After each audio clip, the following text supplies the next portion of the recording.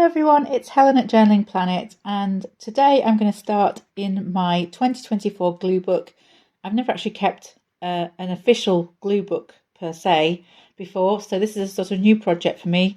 I've wanted to do one for a while and I've just decided to dive straight in that 2024 would be the year.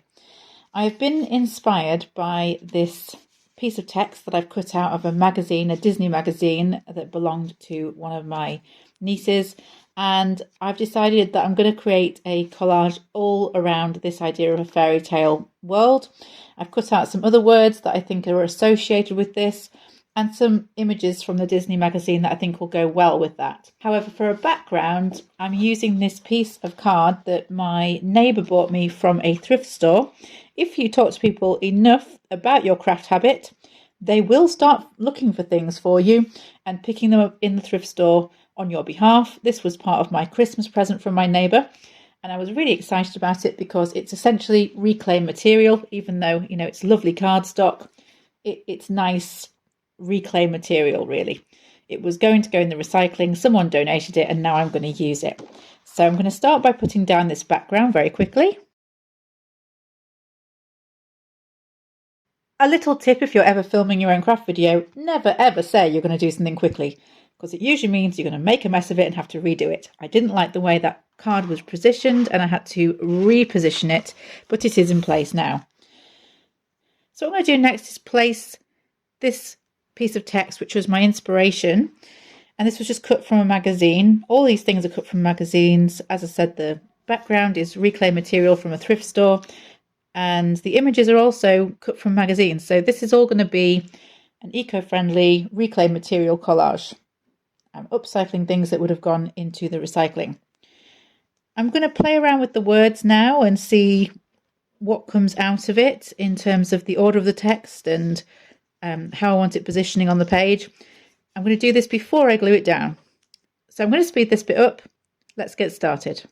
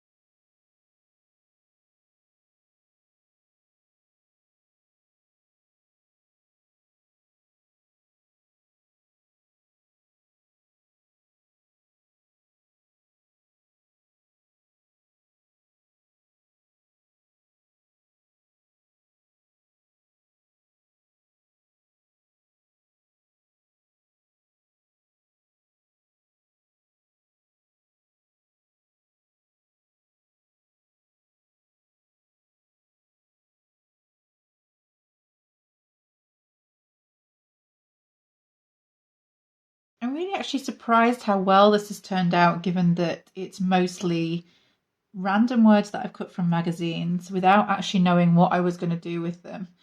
It was this one that had sparked my real interest, and then from there I began to just look for what, as an English teacher, I used to teach were semantic fields, so words that were associated with that word, kind of on a theme.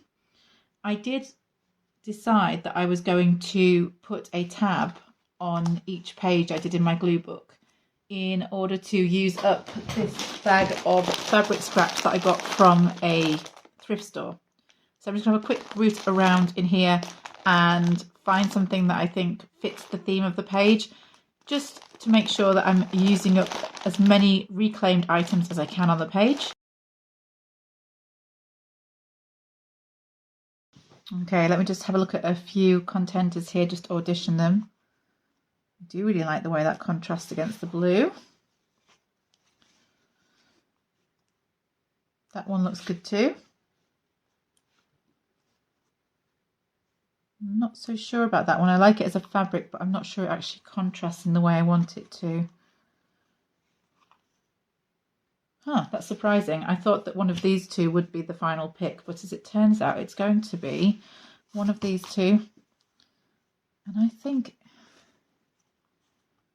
it's going to be this one. Bit of a surprise winner there. Okay, I'm going to cut this down and just attach the tab with a staple. I'll be right back.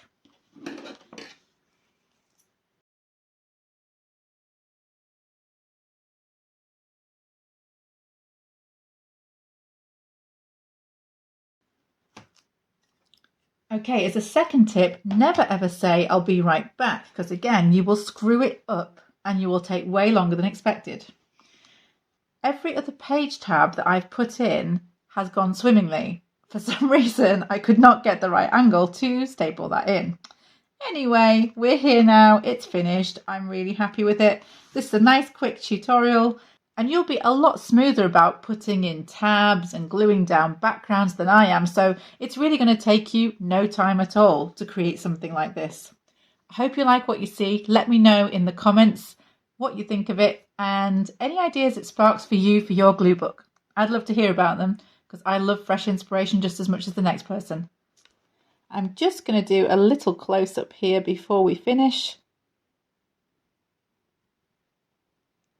Thank you for watching, and I'll see you next time.